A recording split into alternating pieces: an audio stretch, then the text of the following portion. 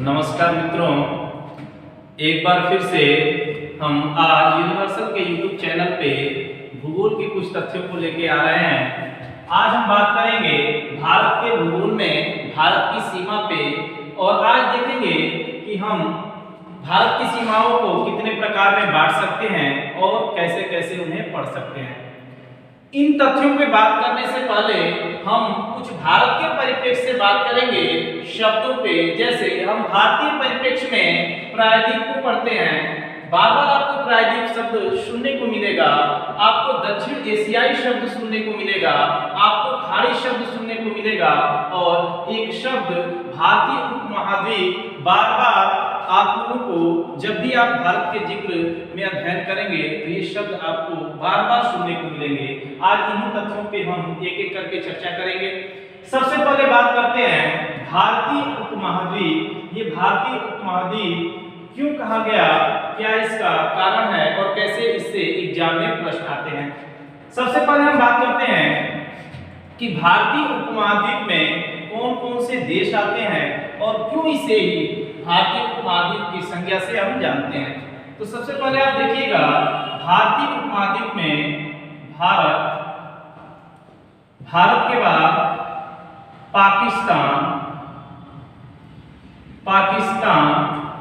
पाकिस्तान के बाद नेपाल के बाद भूटान के बाद बांग्लादेश के बाद श्रीलंका के बाद मालदीव। यानी कुल मिला के आप देखेंगे 1 2 3 4 5 6 7, ये 7 देशों का जो एक समूह है, इन्हीं समूहों को हम भारतीय उपमहाद्वीप के रूप में जानते हैं। भारत क्यों नाम पड़ा, क्योंकि आप देखेंगे इन देशों में सबसे बड़ा भारत है, जिसके कारण हम यहाँ पे जब भी हम बात करते हैं संज्ञाओं की कि किस देश को या किस उपमहाद्वीप को कौन कौन से नाम से जाना जाता है, तो आप याद रखिएगा ये जो 7 देश हैं, इन 7 को जब हम मिलाते हैं तो बनता है भारतीय उपमहाद्वीप। भारत इसमें बड़ा है, जिसके कारण हम इसे भारतीय उपमहाद्वीप के नाम से जानते हैं। फिर एक बात आता है यहाँ पे कि दक्षिण एशिया। आप सभी लोग जानते हैं कि एशिया महाद्वीप में ये जो भारत है यह दक्षिण में स्थित होने के कारण यह दक्षिण एशियाई राष्ट्रों में गिना जाता है। और यहाँ से बार बार प्रश्न पूछता है कि दक्षिण एशियाई राष्ट्रों में कुल कितने देश आते हैं, और इसी से संबंधित एक संगठन का जिक्र होता है जिसका नाम सार्क या दक्षेस है। तो आइए जानते हैं कि दक्षेस या सार्क में कुल कितने सदस्य देश हैं और इसका मुख्यालय कहाँ है। तो सबसे पहले इन देशों की बात कर लेते हैं कि सार्क में कौन कौन से देश हैं। सबसे पहले हम बात कर लेते हैं भारत की। भारत, पाकिस्तान, अफगानिस्तान,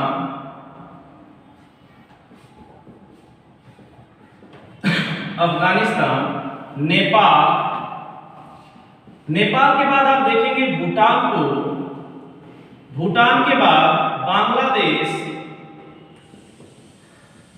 बांग्लादेश के बाद आप देखेंगे श्रीलंका को,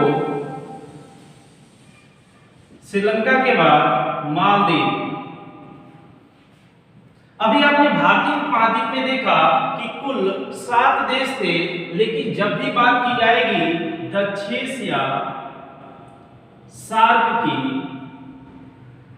कि दक्षिण एशियाई राष्ट्र जो हैं उनके समूह या संगठन में कुल कितने देश हैं, तो देखिए 1 2 3 4 5 6 7 8। यानी जब भी हम भारतीय उपमहाद्वीप में अफगानिस्तान को शामिल कर लेते हैं तो ये माना जाता है कि यह दक्षिण या सार्क का एक समूह देश है, और इन सभी समूहों को मिला के हम कहते हैं कि यही दक्षिण एशियाई राष्ट्रों का क्या है, एक संगठन है जिसे हम सार्क या दक्षिण के रूप में जानते हैं। और इसका जो मुख्यालय है, इसका मुख्यालय नेपाल के काठमांडू में है। नेपाल के काठमांडू आप याद रखिएगा, जब भी आपसे ये प्रश्न पूछेगा कि दक्षिण या सार्क का मुख्यालय कहाँ है, याद रखिएगा काठमांडू नेपाल में स्थित है। प्रश्न आपसे बनाएगा, जैसे आप यहाँ पे देखिए, मैंने एक फिगर बनाया है भारत का, यहाँ देखिए ये पाकिस्तान है, जस्ट इसके ऊपर आप देखेंगे ये अफगानिस्तान है, इधर आप चाइना को देखेंगे, ये आपका नेपाल है, ये भूटान, बीएच से मैं लिख दे रहा हूं भूटान, ये म्यांमार है, यहां पे आप बांग्लादेश को देखेंगे, ये आपका बांग्लादेश है। नीचे आप देखेंगे यहां पे आपको एक देश मिलेगा और इस देश का नाम है श्रीलंका। यहाँ लक्षद्वीप है, भारत का एक द्वीप है जिसका नाम लक्षद्वीप है। जस्ट इसी के नीचे एक द्वीपीय देश को देखेंगे जिसका नाम है मालदीव। मालदीव यानी कुल मिला के हम देख रहे हैं कि जो भारत के पड़ोसी देश है उन्हीं में से कुछ भारतीय उपमहाद्वीप को बना रहे हैं। जैसे में भारतीय उपमहाद्वीप की चर्चा करें तो उसमें पाकिस्तान आ जाएगा, नेपाल आ जाएगा, भूटान आ जाएगा, बांग्लादेश आ जाएगा, श्रीलंका आ जाएगा और मालदीव। जब भी इन देशों में हम अफगानिस्तान को शामिल कर लेते हैं तो ये दक्षिण समूह हो जाते हैं, सार्क समूह हो जाते हैं, यानी दक्षिण एशियाई राष्ट्रों का ये क्या बन जा रहा है, समूह। आपसे पूछेगा प्रश्न कि इनमें से कौन सा भारत का जो पड़ोसी देश है इनमें से कौन दक्षिण या भारतीय उपमहाद्वीप के सदस्य नहीं है। जब भी दक्षिण की बात करेगा ऑप्शन में आपको चाइना दिया रहेगा और म्यांमार दिया रहेगा। अगर ये दक्षिण के सदस्य नहीं है तो ये किसके सदस्य है, आप याद रखेंगे आसियान यानी दक्षिण पूर्वी एशियाई राष्ट्रों का जो समूह है उनमें आप देखेंगे म्यांमार भी उनका एक सदस्य है। और आप जानते हैं कि आसियान का जो मुख्यालय है, आसियान का जो मुख्यालय है ये यहाँ पे देखेंगे जकार्ता इंडोनेशिया में, जकार्ता इंडोनेशिया। यानी जब भी आप बात करेंगे म्यांमार के विषय में ये किस संगठन से संबंधित है तो याद रखिएगा यह आसियान से संबंधित है और इसका जो मुख्यालय है जकार्ता इंडोनेशिया में। फिर ये चाइना क्या है, एससीओ याद रखिएगा संघाई कोऑपरेशन ऑर्गेनाइजेशन। चीन जो है संघाई कोऑपरेशन ऑर्गेनाइजेशन का सदस्य देश है। तो कुल मिला के आज हमने देखा कि जो भारत के पड़ोसी देश हैं जहां से बार बार प्रश्न आता है कि कौन दक्षिण में आते हैं, कौन भारतीय उपमहाद्वीप में आते हैं और कौन आसियान में आते हैं और कौन एससीओ में आते हैं। तो इससे आप सभी लोग परिचित हो गए हैं। जब भी आप भारत का भूगोल पढ़ेंगे तो आप देखेंगे भारतीय परिप्रेक्ष्य में प्रायद्वीप शब्द का बार बार उल्लेख होता है। आखिर ये प्रायद्वीप होता क्या है और क्यों हम भारतीय परिप्रेक्ष्य में इसे बार बार यूज करते हैं, आइए देखते हैं कि ये प्रायद्वीप होता क्या है। और हम भारत की संरचना में कहाँ प्रायद्वीप को देखेंगे तो थोड़ा सा इसको मैं मिटाता हूं और यहाँ हम पहले प्रायद्वीप की परिभाषा देखते हैं। प्रायद्वीप होता क्या है, याद रखिएगा पृथ्वी पे ऐसी संरचना, एक ऐसा भूखंड जो तीन तरफ से जल से घिरा हो, यानी एक ऐसा भूखंड की संरचना जो तीन तरफ से क्या हो, जल से घिरा हो। क्या भारत तीन तरफ से जल से घिरा है? आइए इसको देखते हैं। आप देखेंगे भारत के पूर्व में बंगाल की खाड़ी है, बंगाल की खाड़ी। आप देखेंगे भारत के दक्षिण में हिंद महासागर है, हिंद महासागर। और अगर इसके पश्चिम में बात करें तो अरब सागर है, अरब सागर।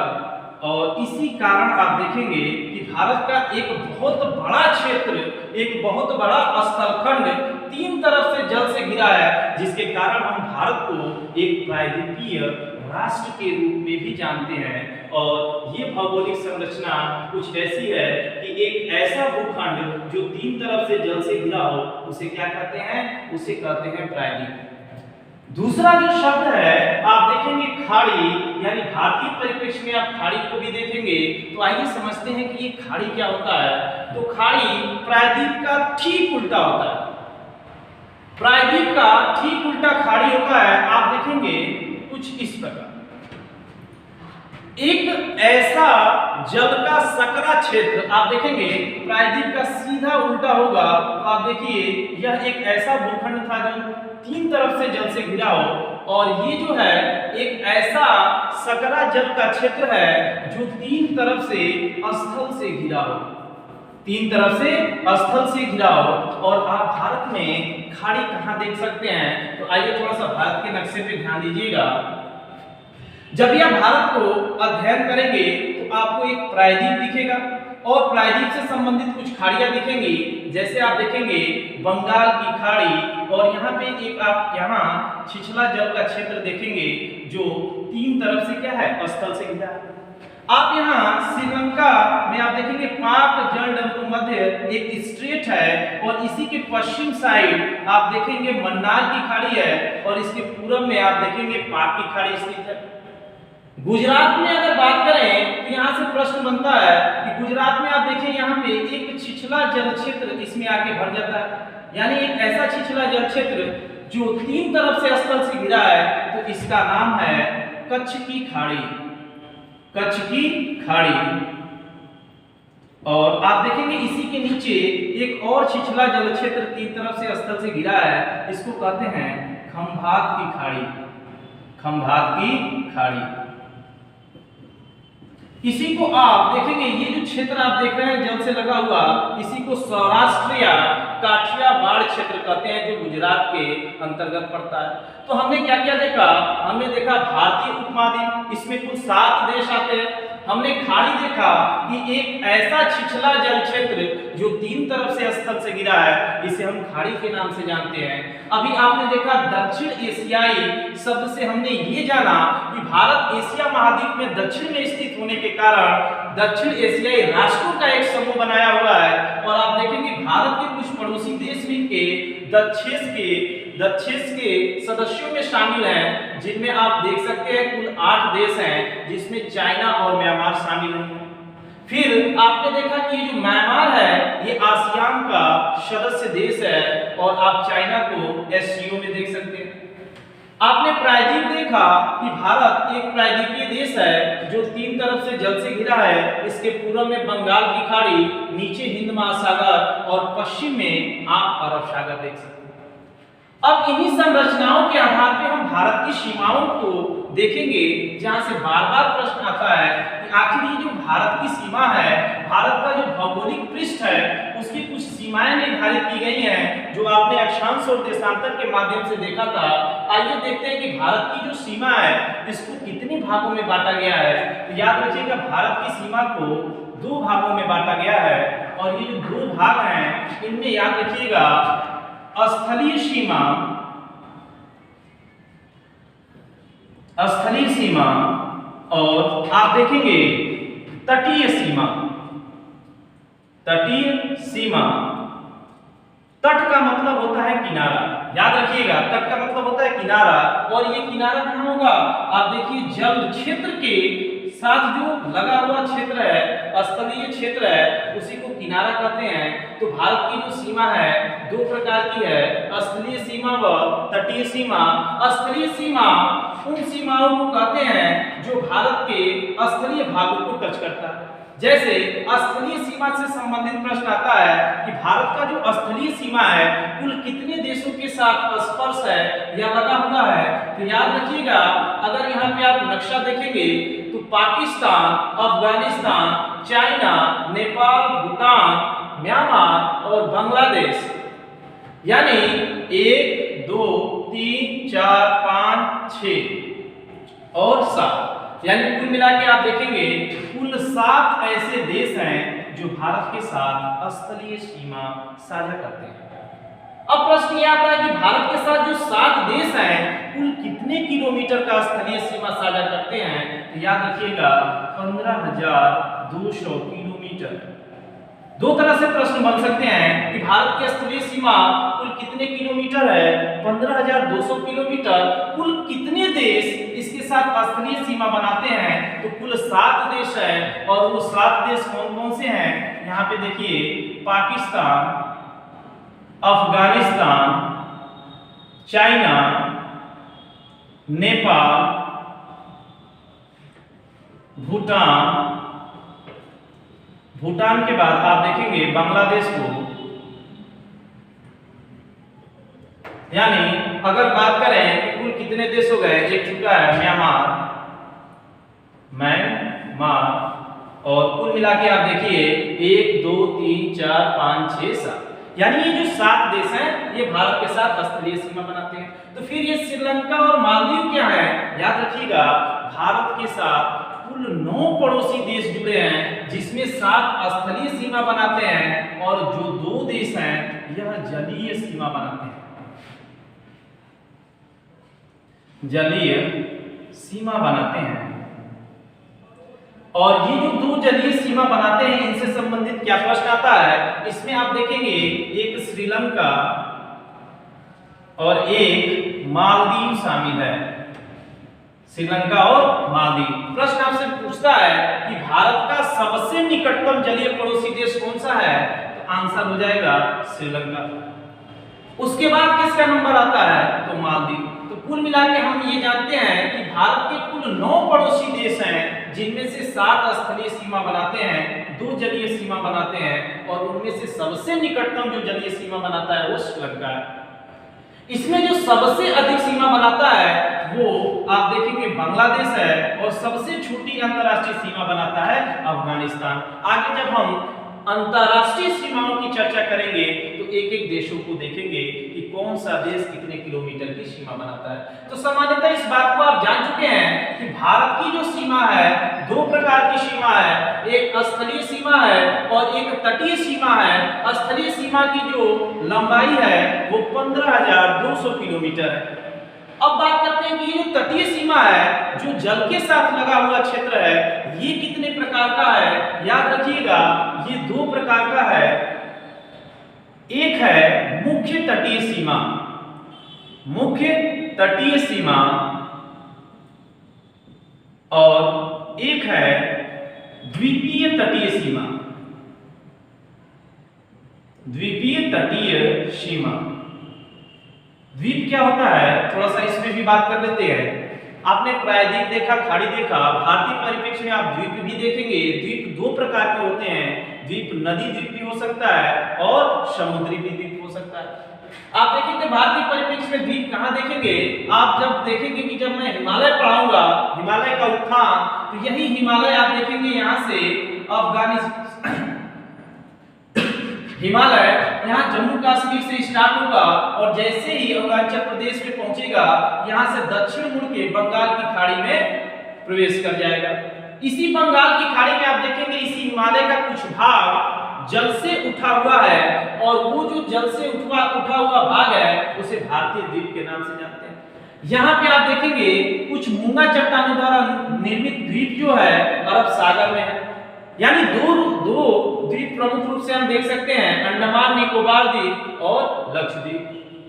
द्वीप होता क्या है, द्वीप एक ऐसा भूखंड होता है, एक ऐसा भूखंड जो चारों तरफ से जल से घिरा हुआ है। तो हमने देखा कि द्वीप एक ऐसा भूखंड होगा जो चारों तरफ से जल से घिरा होगा, और द्वीप 2 प्रकार के हो सकते हैं, द्वीप नदी द्वीप भी हो सकता है, और आप देखेंगे कि समुद्री द्वीप भी हो सकता है। और समुद्री द्वीप की बात करें तो आप बंगाल की खाड़ी में द्वीप देख सकते हैं, अंडमान निकोबार, मालदीव को देख सकते हैं। अगर हम बात करें कि नदी द्वीप कौन सा है, तो आप माजुली ब्रह्मपुत्र को देख सकते हैं कि नदियों द्वारा जो अवसाद लाके जमा किया गया है उसके चारों तरफ जो जल है वो एक द्वीप का निर्माण कर देता है, जिसे हम माजुली ब्रह्मपुत्र द्वीप के नाम से जानते हैं। आइए बात करते हैं कि आखिर मुख्य तटीय सीमा की लंबाई कितनी है और कुल कितने राज्य इससे लगे हुए हैं। तो मुख्य तटीय सीमा की लंबाई याद रखिएगा 6100 किलोमीटर, 6100 किलोमीटर है, और द्वीपीय तटीय सीमा की लंबाई 1416.6 किलोमीटर है।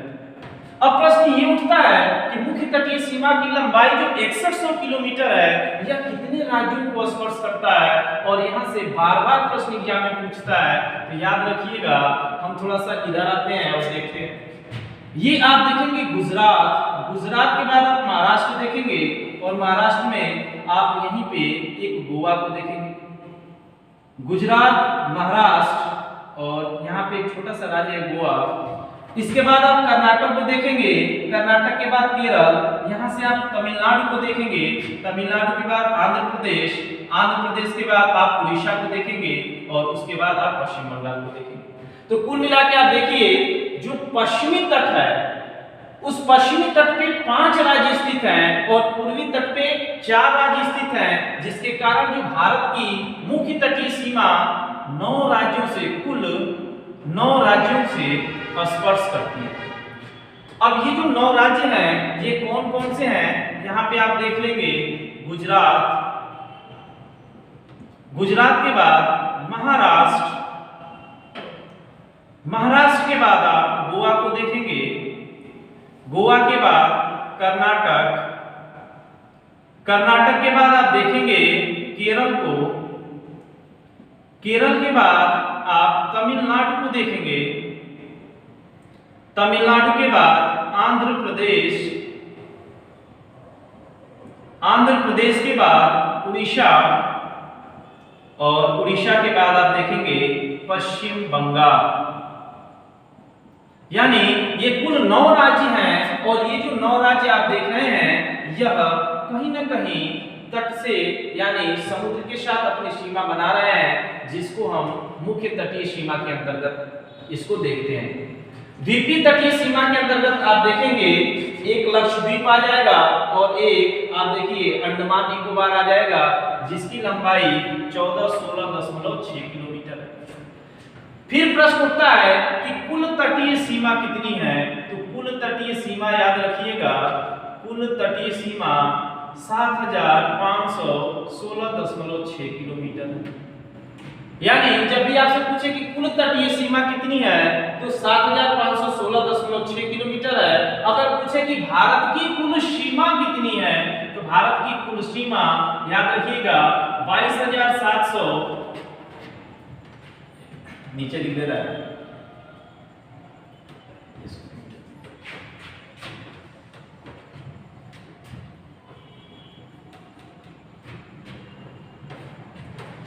आप देखिए यहाँ पे 15,200 किलोमीटर आपकी स्थलीय सीमा है और आप देखिए 7,516.6 किलोमीटर आपकी कुल तटीय सीमा है और आप देखेंगे कि ये आपका 22,716.6 भारत की कुल सीमा हो जाएगी, भारत की कुल सीमा। तो याद रखिएगा भारत की जो सीमा है 2 भागों में बटा है। 2 भाग कौन कौन से हैं, स्थलीय सीमा और तटीय सीमा। स्थलीय सीमा जो है 7 देशों के साथ लगा हुआ है और आप देखेंगे ये 15,200 किलोमीटर है। इसी के साथ आप 2 जलीय सीमा भी देखेंगे जिसमें आपका श्रीलंका और मालदीव आ जाता है। श्रीलंका जो है भारत का सबसे निकटतम पड़ोसी देश है। मुख्य तटीय सीमा की जो लंबाई है वो 6100 किलोमीटर है, जिसमें 9 राज्य से स्पर्श करते हैं और तटीय आप देखेंगे द्वीपीय तटीय सीमा के अंतर्गत 1416.6 किलोमीटर आता है, जो भारत की कुल तटीय सीमा 7516.6 किलोमीटर प्रदर्शित करता है। तो ये रहा भारत की सीमा। अगले वीडियो में हम भारत की अंतर्राष्ट्रीय सीमाओं को लेकर चर्चा करेंगे। आज के लिए इतना ही, धन्यवाद।